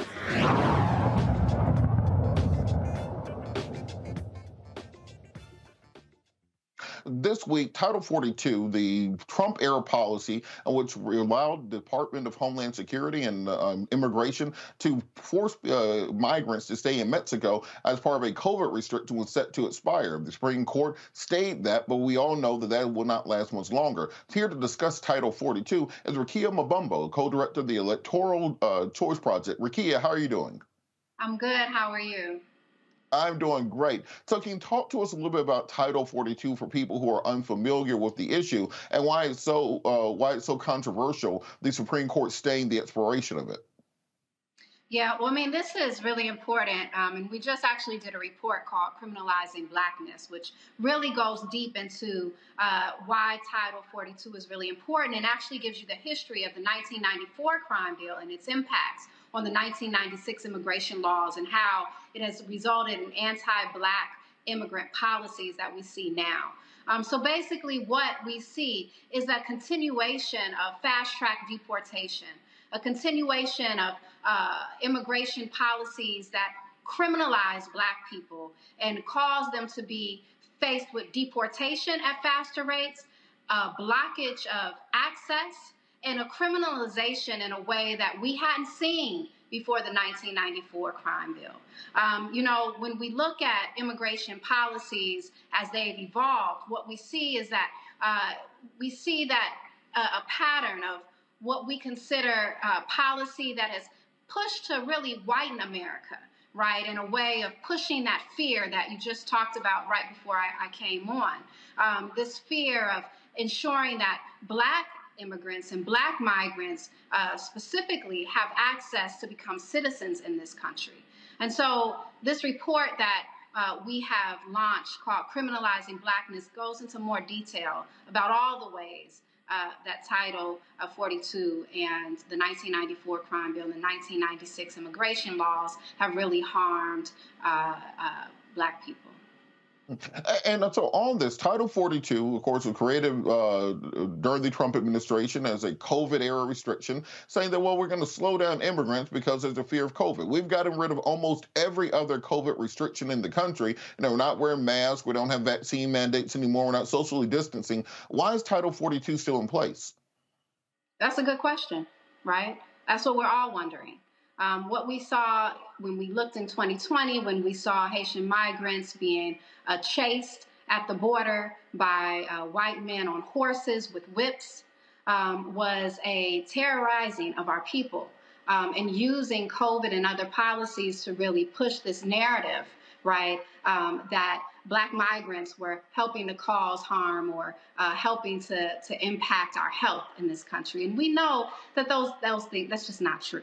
Right. We saw an increase of deportation of Black migrants over and over again. And so, you know, we have to be really mindful and we have to continue to bring forth the truth about the harm of these type of policies.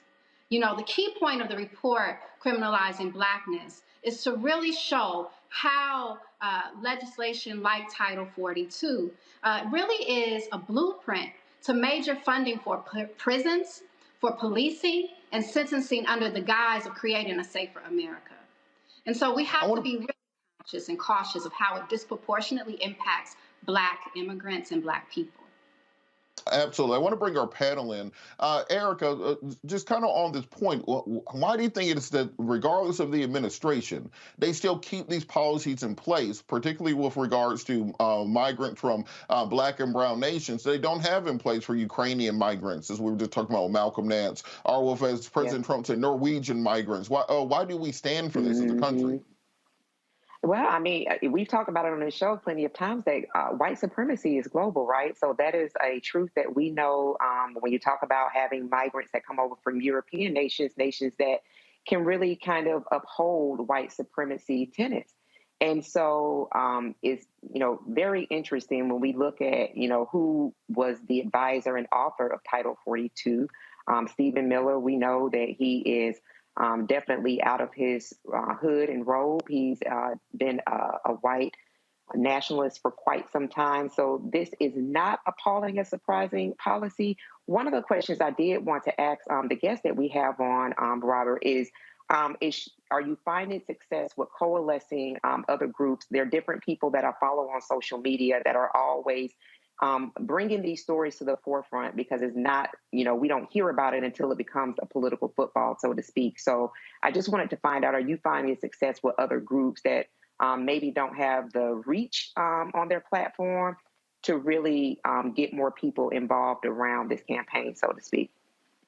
Yeah. One of the things that we've been working really diligent on is really making this issue something that everybody in their homes, Black people in their homes, can really feel and touch and understand. That's why the report that we have really connects the 1994 crime bill to immigration policies and how it was literally the precursor. And so this report was done by BAJI, Black Alliance for Just Immigration, Movement for Black Lives, Law for Black Lives. It brought together also the Undocu-Black Network, a number of also smaller Black immigrant-led organizations across the South. Excellent. That's good to hear. Very familiar with Undocu-Black and all of the great work that they do. Absolutely. Absolutely. Reese, why do you think that there's often this lack of focus on immigration issues in the Black community? We tend to see their struggle as being separate from our struggle, when often they're hand in hand. It's not as if these same Klansmen are saying, hey, do something bad against the Black people, but it's okay for the Latinos. It's often one and the same. How can we create a coalition so that we can push forward on both sides of the fence? Well, and there are Black people that are Latinos as well.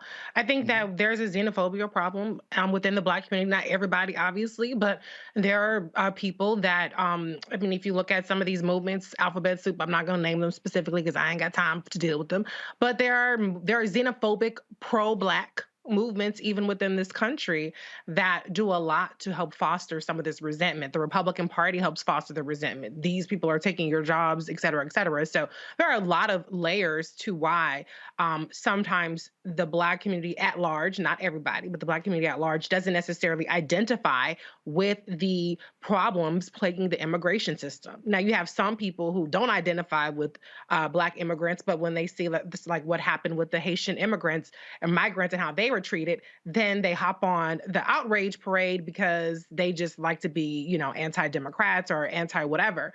But this is obviously an issue that does impact us greatly, because if we talk about the diaspora of Blackness is a global, first of all, race, but then it's a global connection that we have. So, but one of the things I did want to ask is, Title 42, it's a little nuanced. I've read reports that essentially, because Title 42 is not a legal policy, there aren't necessarily consequences for violating, being expelled rather, under Title 42. So we see a higher rate of recidivism of people repeatedly coming back to the border under Title 42 as opposed to Title 8. So it seems to me that repealing Title 42 could be a double-edged sword if you are actually pro-migrant and you want increased my immigration. So can you just kind of talk a little bit about, am I wrong in that, or is it more nuanced than that? Because I'm just trying to understand how repealing Title 42,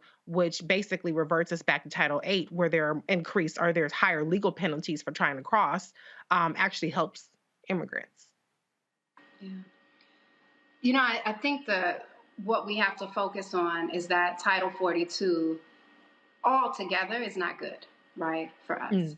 And so when we pull out a little piece that might, it allows you to come back to the border, right? But do we want to just be able to just come back to the border, or do we want to stop the deportation, the fast-track deportations in the first place, right? And so that is one of the things that we're really recommending, is an end to the fast-tracking of deportation, right? Got it. Okay. Yeah. So, Dr. Carl, I'm cutting you off. I'm sorry. I was just agreeing. Go ahead. No, you're good. It's good. I can be long-winded at times. So I answer. No problem. Dr. Carr, wanted to get your thoughts on this because we know that our immigration policy is rooted in xenophobia. The policy created by Stephen Miller was meant to stop this white population decrease that we've seen in America by bringing in more European migrants, deporting more black and brown migrants out of the country. Interesting, we were talking about Giorgia Meloni in Italy in the last segment. She has a similar policy where they're trying to deport African migrants from Italy and bring in more light-skinned Latin migrants from Central America. What do you think has to happen in our immigration policy to disconnect it from white supremacy and from xenophobia and root it back into to actual humanity and human rights? Well, I think we have to have global context and then local action. Erica said it. White supremacy is worldwide. To the Ukraine that was punishing black people trying to escape and flee the Russians. To the United States, who is so concerned about democracy in Ukraine and propping up a puppet named Ariel Henry in Haiti after the previous puppet was assassinated. To the United States is so concerned about democracy in Ukraine and yet interfering and having coup d'etats by United States trained military cats in places like Mali and Burkina Faso, and then invited all them African leaders over here last week so they could sweet talk them into getting that copper and that coltan and that cobalt. Yeah, I had some questions for Malcolm Nance, but blackness is a lot of these people are showing up at the borders because the United States has helped destabilize their countries. And so my question to my dear friend and sister, Rukia Lumumba, who has always been on this wall, I got two questions. I'll ask the second one first. Where can people download this very important report? And I'm looking at it now in section 4, you have solutions at the federal, state, and local level. So my first question would be, what can the Biden administration, what are y'all recommending the Biden administration do? I see you're talking about temporary protected status. You're talking about extending the Haitian families reunification parole program. What do we need people to be aware of so we can call these Congress people and tell them, and call the President of the United States and tell them, do this now. We can do this right now. That's right. That's right. Thank you so much. And it's always good to be on with you. The president should create and expand executive action programs that will provide relief for Black immigrants. This includes providing an additional 18-month renewal of temporary protected TPS for Guinea, Haiti, Liberia, Sierra Leone. Let's talk about Somalia, Sudan, South Sudan, and other Black majority countries. We want to see that the government remove convictions as grounds for deportation and or exclusion, including aggravated felonies and drug offenses. We want to see a restoration of judicial discretion and due process for all individuals who come into contact with the criminal law and immigration systems. We want to end permanent deportations, right? We want to see an end to mandatory detentions and an end to police and ICE collaboration programs.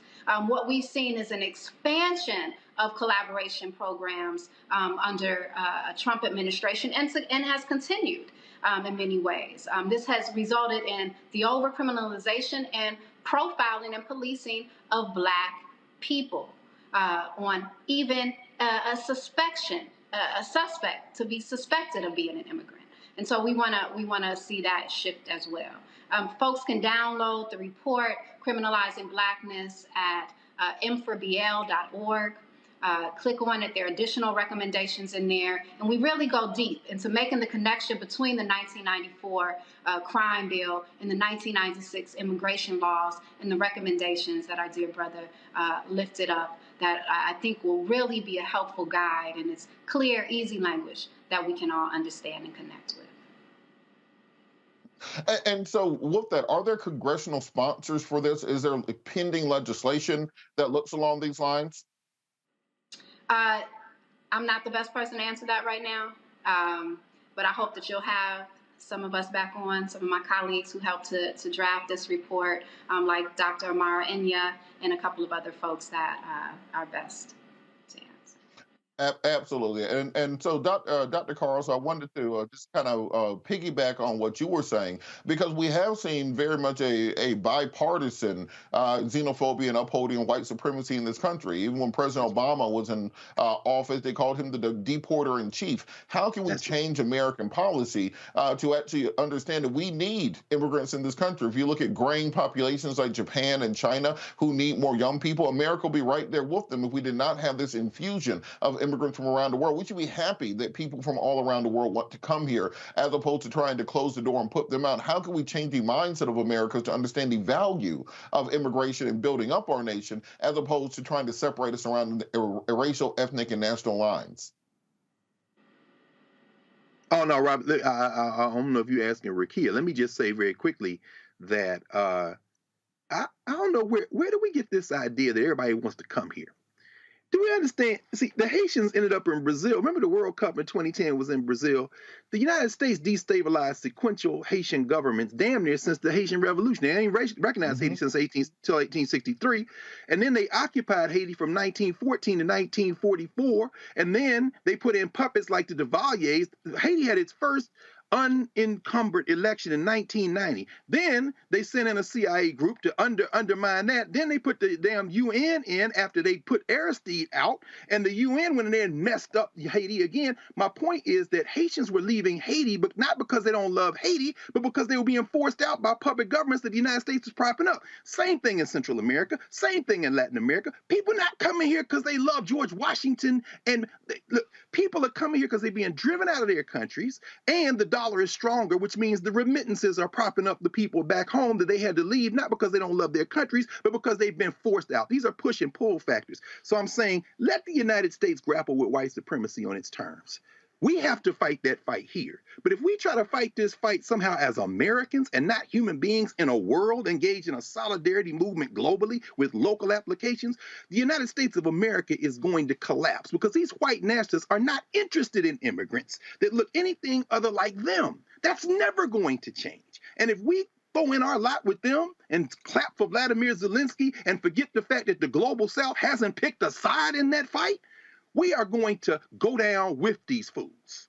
This is another conversation we have to have. Either we're going to get mature in our ability to put foreign policy and domestic policy together, or we're going to implode like the United States of America, because the only kind of immigrants they want, you just heard Rakia say it, the only kind of immigrants they want here look like them. Absolutely. I think that's a great place to close out the show. Thank you so much to all of our guests today. Thank you so much, Erica, to Reese, Dr. Carr. Thank you to all of our people who joined us. Got to thank also our producers, Ariel, Lisa, Carol, everyone in the control room. Got to thank Roland for letting me sit in for him. I'll be here next week also while Roland is still on vacation. And look, as I say at the end of every show, in the words of Gil Scott-Heron, no matter the consequences, the fears to grip your senses, you got to hold on to your dreams. Hold on to your dreams, America. Holla.